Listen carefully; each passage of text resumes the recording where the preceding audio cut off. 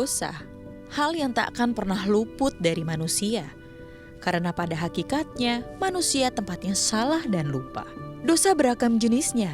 Ada dosa besar, dosa kecil, dosa yang disengaja atau tidak disengaja. Namun, hanya ada satu cara untuk menghilangkannya, yaitu bertobat kepada Allah yang Maha Pengasih lagi Maha Penyayang. Kita mungkin memiliki dosa sebanyak buih di lautan. Namun, ampunan Allah Subhanahu wa Ta'ala lebih luas dari langit dan bumi. Oleh karena itu, kita tidak boleh putus asa dari rahmat-Nya. Tetapi tak sedikit yang memanfaatkan hal tersebut. Dengan dalih, Allah akan mengampuni. Kita malah seenaknya melakukan maksiat dengan niat akan bertobat setelahnya. Kita lupa satu hal. Allah Subhanahu wa Ta'ala memanglah Maha Penerima taubat. Namun, kita perlu mengetahui pula bahwa azab Allah teramat pedih. Jadi, bukan alasan bagi kita untuk terus-menerus melakukan taubat maksiat. Karena kita tidak tahu kapan umur kita akan berakhir. Astaghfirullahaladzim, astaghfirullahaladzim, astaghfirullahaladzim. Ya Allah ya, ini tobat maksiat baik guruku yang dimuliakan Allah Subhanahu wa Ta'ala. Mohon ilmunya nih, kadang-kadang gak ada yang mau mempermainkan yang namanya maksiat gitu ya. Tapi kadang-kadang kita tobat, masuk lagi dalam maksiat. Sampai ada yang bilang, ente mempermainkan tobat ente, untuk tobat ente gak diterima loh. Tapi sebenarnya ada yang bilang, aneh gak punya niatan tapi kok kena lagi ya. Ada yang gitu juga, gak pengen ke sono, ketarik lagi gitu. Nah, mohon ilmunya nih, gimana kira-kira untuk menyikapi ini? Baik, permisi Ustaz Zaki. Bismillahirrahmanirrahim. Hadirin wal hadirat, ya Ustaz Ali, ya Ustaz Zaki yang dimuliakan Allah, ibu-ibu sekalian. Kalau kita melihat dalam bahasa Arab ya disebut yang namanya at-taubah itu adalah ar-ruju secara lughatan. Ya, secara bahasa artinya kembali. Kalau orang pergi satu tempat lalu dia kembali, harusnya dia tidak bolak-balik lagi ke sana gitu kan ya. Nah, dalam istilahnya disebutkan ar-ruju ilallah ya ma'al i'tiraf wan nadmi wala ya'udu ilal ma'asi. Jadi ar-ruju ilallah. Jadi kembali kepada Allah Subhanahu wa Ta'ala ya. Kemudian ma'al i'tiraf. Jadi pertama namanya tobat itu dia rujuk ilallah, kembali kepada Allah ya. Kalau dia melakukan suatu dia berhenti bukan karena Allah, bukan tobat namanya ya. Kemudian yang kedua ma'al i'tiraf. Ada mengakui bahwa saya salah. Ada orang saya namanya nggak berjilbab, nggak apa-apa. Nah, kalau sudah seperti itu berarti bukan termasuk tobat ya. Kemudian yang ketiga kata para ulama, wan nadmi, nyesal. Ada penyesalan. Wah, nggak apa-apa itu, bukan tobat. Berhenti, tapi dia bilang nggak apa-apa itu, berarti bukan tobat. Kemudian yang keempat kata para ulama dikatakan wala ya'udu ilal ma'asi, tidak kembali melakukan itu. Ini yang tadi tobat itu ya, tobat maksiat lagi tobat. Nah, hadirin sekalian, anak-anakku sekalian, kaum muslim muslimah, saya ada dua hal yang saya ingin saya pesankan, nanti Ustaz Zaki lebih banyak menyampaikan. Yang pertama saya ingin sampaikan, jangan pernah putus asa dari tobat.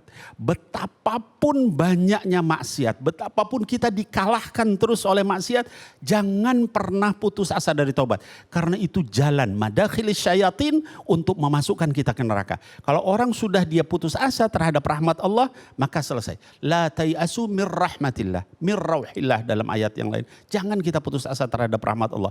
Ada satu kisah dalam hadis sahih, orang membunuh 99 orang, Ustaz Ali. 99 orang dibunuh, dosanya berapa banyak itu. Lalu dia nanya sama orang, lalu orang soleh itu bilang, kamu gak akan diampuni. Dibunuh lagi orang itu. 100. Nanya lagi sama orang soleh yang lain, kamu bisa diampuni asal kamu pindah dari tempat kamu itu yang rusak itu kepada tempat yang baik. Belum sampai dia ke sana meninggal. Lalu ribut malaikat azab sama malaikat rahmat. Ini gimana ini orang ini? Kata Allah diperintahkan ukur. Kalau dia dekat ke tempat yang baik, maka dia diampuni. Kalau dia dekat ke tempat sebelumnya, maka dia diazab. Diukur. Lalu Allah perintahkan kepada bumi, dekatkan dia ke tempat yang baik itu. Bumi terus melebar. Akhirnya kemudian orang itu berarti betapa Allah itu mencintai orang yang taubat. Hatta dia membunuh 99 orang. Jangan putus asa. Tapi yang kedua, jangan mempermainkan Allah. Ya, taubat lalu kemudian maksiat lagi. Ini saya nggak sanggup, taubat lagi, maksiat lagi.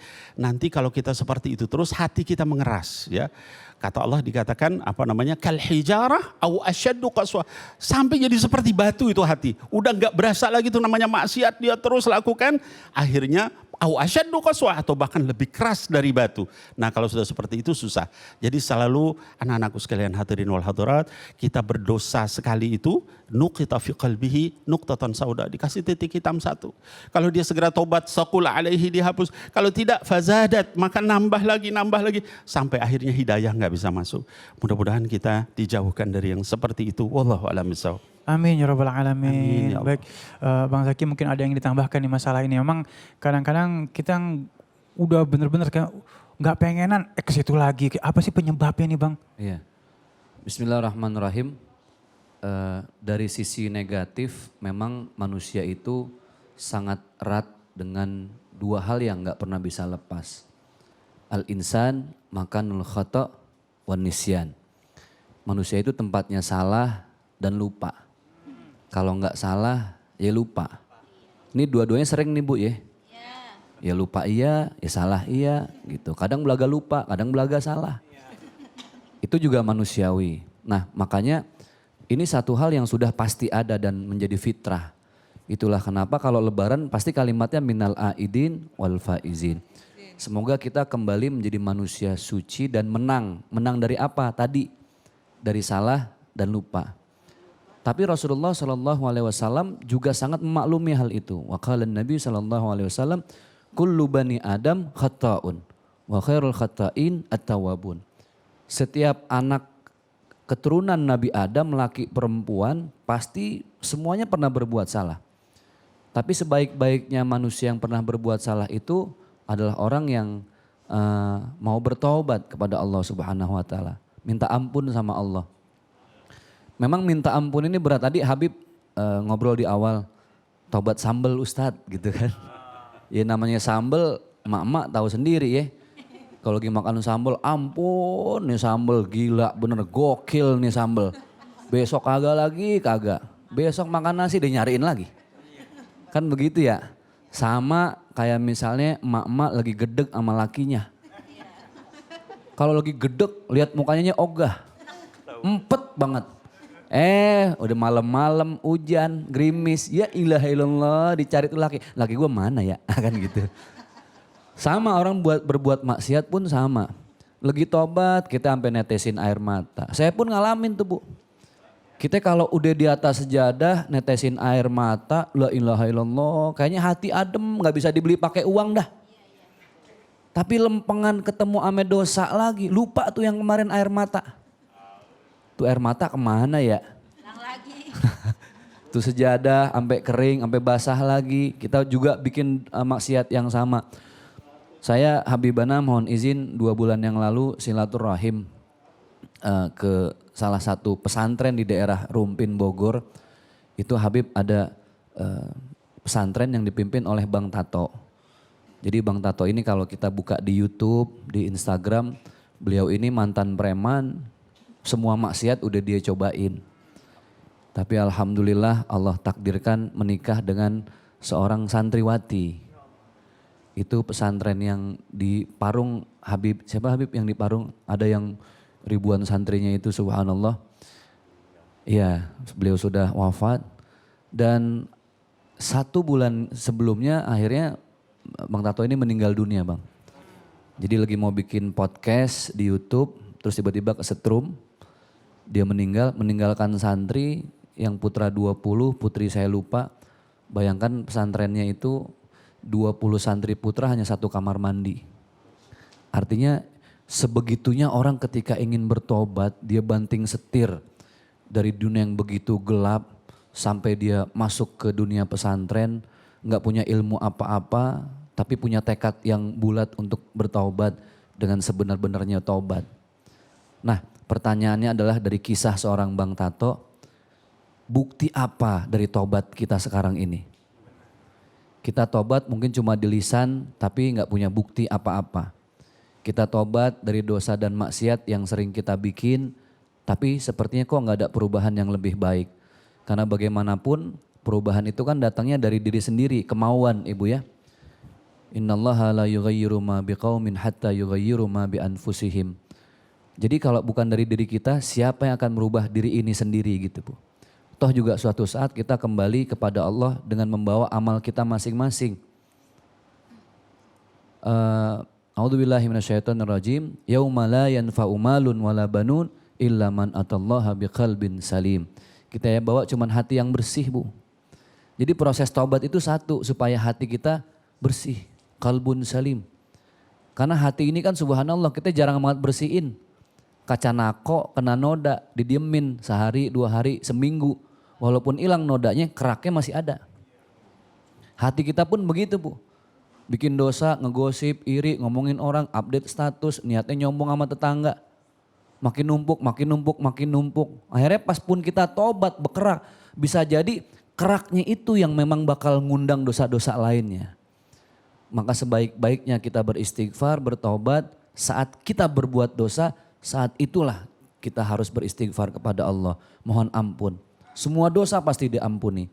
Satu dosa yang tidak diampuni oleh Allah adalah menduakan Allah. Inna syirka la zulmun azim. Jadi kita yang pernah berbikin maksiat, apapun bentuknya Ibu, mintalah ampun kepada Allah. Ambil air wudhu, pakai mukena, gelar sejadah. Cuma di atas sejadah itulah kita bisa curhat dengan sebenar-benarnya curhat. Ibu curhat ame suami, pan bagaimana suasana dompet suami ya? Kalau lagi adem suami kayaknya bener ngarahinnya gitu ya. Tapi kalau lagi tipis banget, ya Allah Neng boro-boro lu nasehatin lu gua aja lagi ribet kan begitu. Bener. Jadi mari sama-sama kita benahi diri kita masing-masing, terutama pribadi saya juga. Kalaupun kita bertobat, sebenar-benarnya tobat seperti yang guru kita tadi sampaikan, Habibana, bertaubatlah dan berusaha untuk tidak mengulangi lagi apa yang pernah kita perbuat dalam bentuk maksiat ataupun dosa. Masya Allah. Terima kasih Ustaz Zaki Mirza. Terima kasih ya Habibi. Masya Allah. Dan Masya Allah ini ilmunya banyak banget hari ini. Aduh happy banget hari ini ya. Nikmat banget ilmu yang kita dapatkan. Dan sesaat lagi kita akan lengkapi semua ilmu kita ini dengan ngaji yuk bersama Ustaz Syam. Jadi siapkan Al-Qurannya ya. Jangan kemana, tetap bersama-sama di Cahaya Hati Indonesia.